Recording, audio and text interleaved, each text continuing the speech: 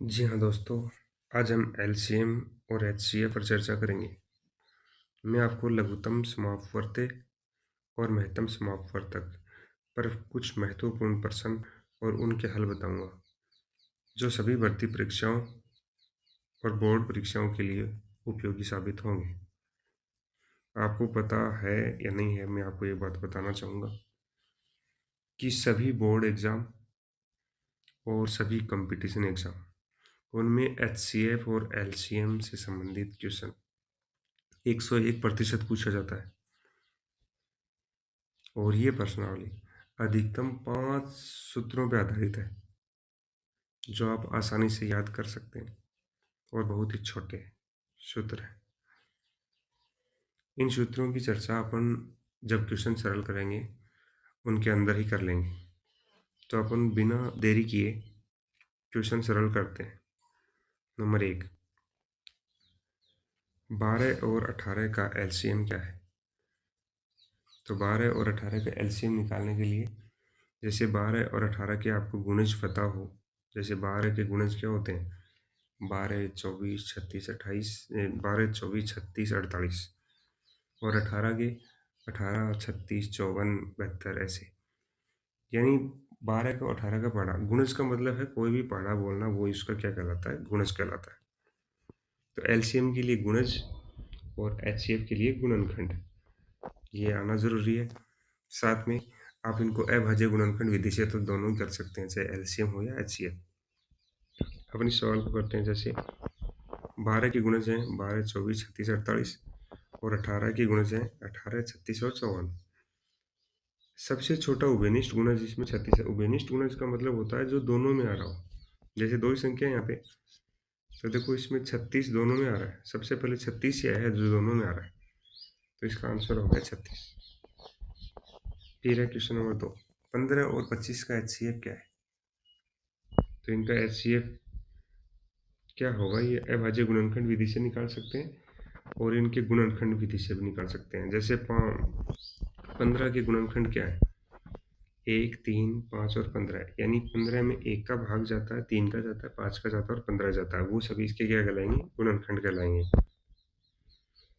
ऐसे ही 25 में 1, 5 और 25 का भाग जाता है। तो इसमें सबसे बड़ा उभयनिष्ठ गुणनखंड, सबसे बड़ा उभयनिष्ठ गुणनखंड देखना है तो है सबसे बड़ी संख्या। देखो इन दोनों में कौन सी आ रही है? 5। तो इसका एचसीएफ हो गया 5। इसका आंसर हो जाएगा 5। फिर है क्वेश्चन नंबर 3, दो संख्याओं का गुणनफल 120 और उनका एचसीएफ 6 है, तो उनका एलसीएम क्या होगा? ऐसे क्वेश्चन है वो एक सूत्र पर आधारित है। जब भी दो संख्याओं या एक संख्या दे रखी हो, एक संख्या नहीं दे रखी हो, एचसीएफ और एलसीएम दे रखे हो, वो क्वेश्चन सब के सब एक सूत्र पर आधारित है। और वो सूत्र है दो संख्याओं का गुणनफल बराबर होता है एचसीएफ गुणा एलसीएम। दो संख्याओं के गुणनफल की जगह आप जैसे एक संख्या को ए मान लिया, दूसरी को बी मान लिया, तो ए गुणा बी लिख सकते हैं बराबर एचसीएफ गुणा एलसीएम। इस सवाल के अंदर आपको डायरेक्ट दो संख्याओं का गुणनफल दे रखा है। तो देखो इस सूत्र के अंदर आपको मान रखना दो संख्याओं का गुणनफल है, इसके नीचे 120 लिख देंगे बराबर एचसीएफ आपको 6 दे रखा है गुणा एलसीएम। अब अगर अपन को एलसीएम निकालना, तो ये जो गुणा में जो 6 दे रखा है ये 120 के भाग में चला जाएगा। तो एलसीएम बराबर कितना आ जाएगा? 120/6। तो 120 में 6 का भाग देंगे, 20 आंसर आ जाएगा। फिर अगला क्वेश्चन, दो संख्याओं का एलसीएम 60 है और उनका एचसीएफ 5 है। यदि एक संख्या 15 है तो दूसरी संख्या क्या होगी? अब देखो ये क्वेश्चन भी वही है, पहली संख्या गुना दूसरी संख्या बराबर एचसीएफ गुना एलसीएम। अब ये पहली संख्या गुना दूसरी संख्या लिखो या दो संख्याओं का गुणनफल लिखो, एक ही बात है।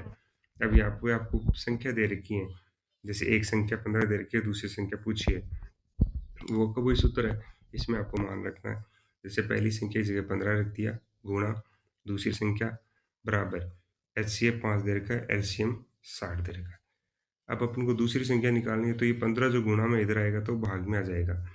तो 5 गुणा जो 60 है उसके भाग में आ जाएगा 15।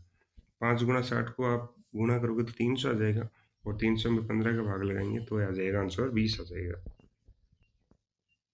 फिर अगला क्वेश्चन है, वह सबसे छोटी संख्या कौन सी है जिसे 8, 12 और 15 से विभाजित करने पर हर बार 3 शेष बचे। आपको एक बात नोट करनी है, जब भी सबसे छोटी संख्या की बात आती है आपको हमेशा एलसीएम यानी लसाअ ज्ञात करना है, और जब सबसे बड़ी संख्या की बात आती है तो आपको एचसीएफ ज्ञात करना है यानी मैसे ज्ञात करना है। ये बात आप नोट कर लीजिए। तो अपने को करना क्या है, 8, 12 और 15 इनका क्या निकालना है, लसाअ निकालना है। तो लसाअ अपन को निकालना आ गया होगा। अभाज्य गुणनखंड विधि से निकाल सकते हैं और गुणज विधि से भी निकाल सकते हैं। तो अभाज्य गुणनखंड विधि से निकालो या कैसे भी निकालो, तो आपको जो भी अच्छा लगे। पहले अपन 8, 12 और 15 का एलसीएम निकालेंगे। देखो इनका एलसीएम आ जाएगा 120। आप निकाल सकते हो, बार बार मैं करवाऊंगा तो वीडियो काफ़ी लंबा हो जाएगा। 120 आ गया। अब जो शेषफल क्या बच रहा है इसमें, शेषफल बच रहा 3, वो 120 के अंदर जोड़ देंगे तो ये आंसर आ जाएगा 123। ये 123 आंसर हो गया इसका। सबसे छोटी संख्या है ये, जो 12, 15 और 25 से विभाजित करने के बाद में 3 शेष बचती है। नेक्स्ट क्वेश्चन, वह सबसे बड़ी संख्या कौन सी है जो 30 और 45 को पूरी तरह से विभाजित करती है। तो मैंने अभी बताया भी था, बड़ी संख्या के लिए एचसीएफ।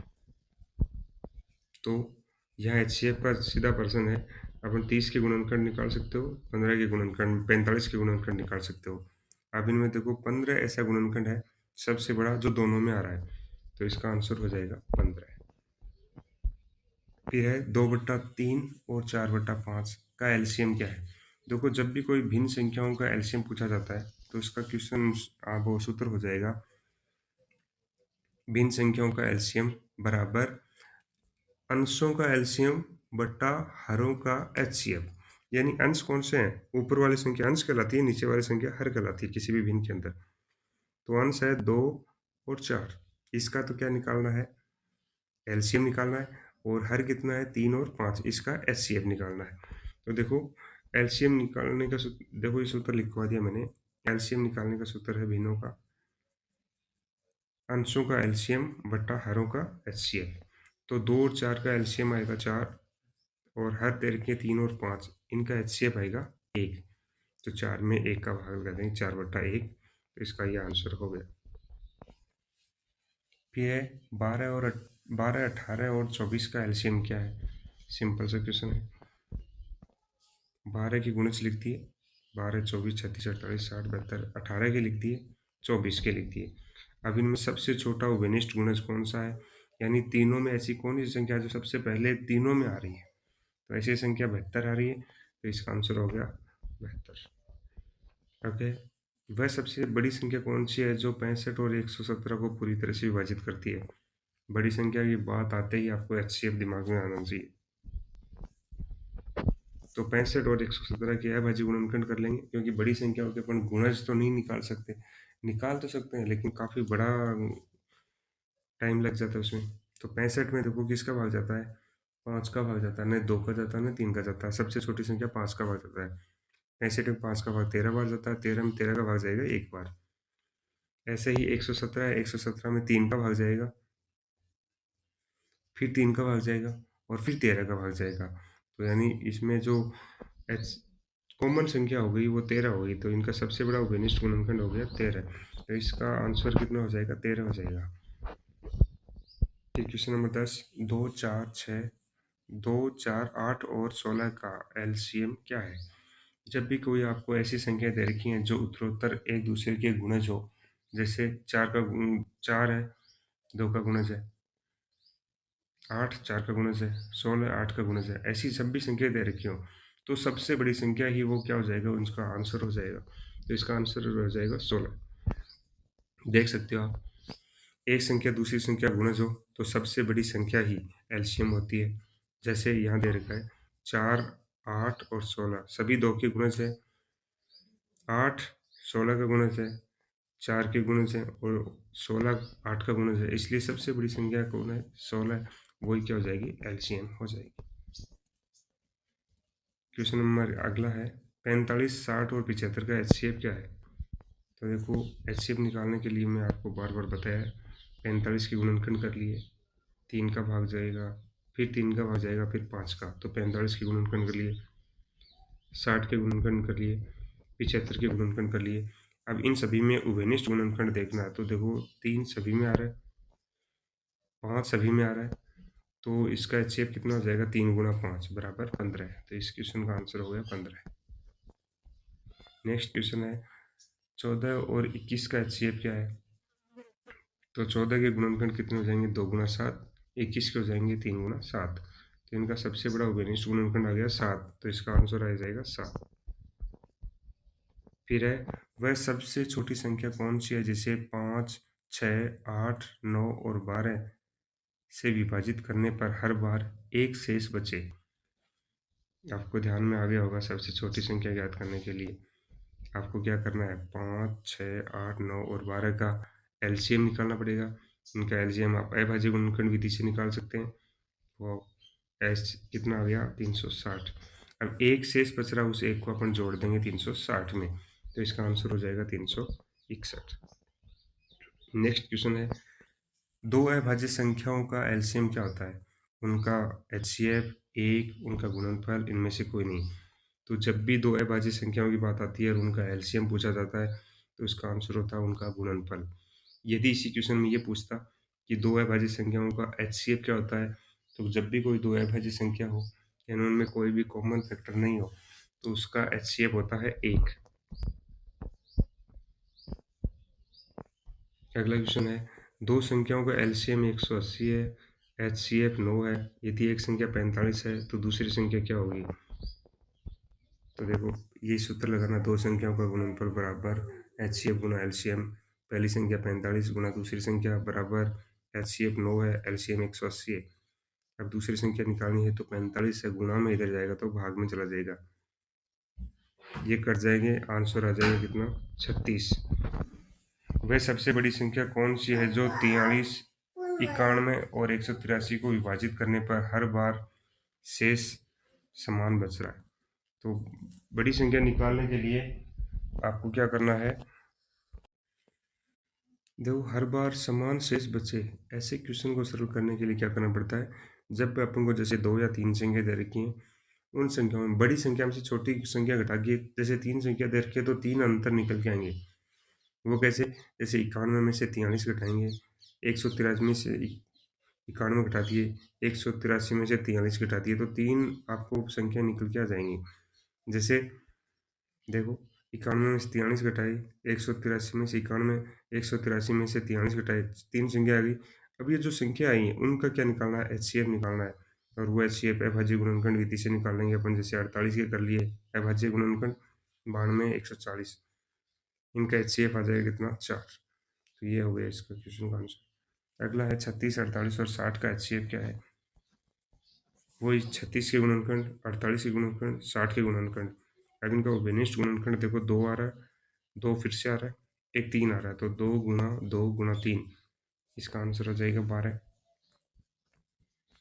फिर है 1/2, 3/4 और 5/6 का LCM क्या है। तो सेम प्रोसेस है, अभी सूत्र बताया भी था आपका, जब भी कोई भिन्न संख्या का LCM निकालते हैं तो उसका सूत्र होता है बराबर क्या होगा, अंशों का LCM बट्टा हरों का HCF। तो अंश दे रखे हैं 1, 3 और 5, अभाज्य संख्या दे रखी है, सहभाज्य संख्या है, तो इनका गुणा कर देते हैं डायरेक्ट। 3 और 5 का गुणा करोगे 15, और तो LCM तो हो गया 15 ऊपर का। तो 2, 4 और 6 दे रखे हैं, इनका क्या करना है, HCF निकालना है। तो 2, 4 और 6 का HCF कितना आएगा, 2। तो इसका आंसर कितना हो जाएगा, 15/2। आगे है 30 और 42 का LCM क्या है। तो वो भी आप डायरेक्ट निकाल सकते हो, जैसे 30 के गुणनखंड कर लिए, 42 के गुणनखंड कर लिए, 2 आ जाएगा, 3 आ जाएगा, 5 भी आ जाएगा, 7 भी आ जाएगा, क्योंकि इसमें तो अधिकतम देखना है, अधिकतम कौन कितनी बार लिखा हुआ है। गुणा कर लिया, LCM उत्तर आ गया 210। वह सबसे छोटी संख्या कौन सी है जो 4, 5 और 6 से विभाजित करने पर हर बार 2 शेष बचे। सबसे छोटी संख्या की बात हो रही है, LCM। इनका LCM निकालेंगे, 4, 5 और 6 का LCM आता है 60, 2 शेष पर बच रहा है उसको जोड़ दो, तो आंसर कितना हो जाएगा 62। दो सहभाज्य संख्याओं का एलसीएम क्या होता है? वो क्या होता है देखो, एक होता है या उनका एचसीएफ, उनका गुणनफल, इनमें से कोई नहीं। तो अभी ये क्वेश्चन ऐसा एक और भी आया था कि इसका आंसर होगा उनका गुणनफल। सहभाज्य संख्याओं का एचसीएफ एक होता है, इसलिए उनका एलसीएम हमेशा उनके गुणनफल के बराबर होता है। नेक्स्ट क्वेश्चन है 20 और 25 का एचसीएफ क्या है?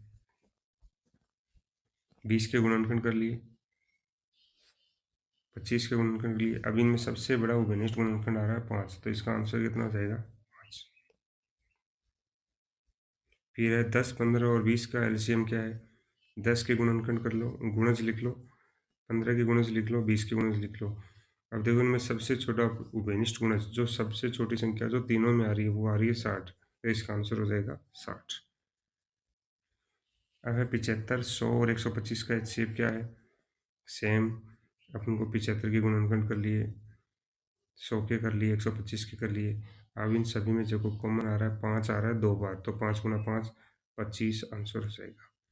इस प्रकार ये एचसीएफ और एलसीएम के क्वेश्चन सरल कर लिए अपन ने।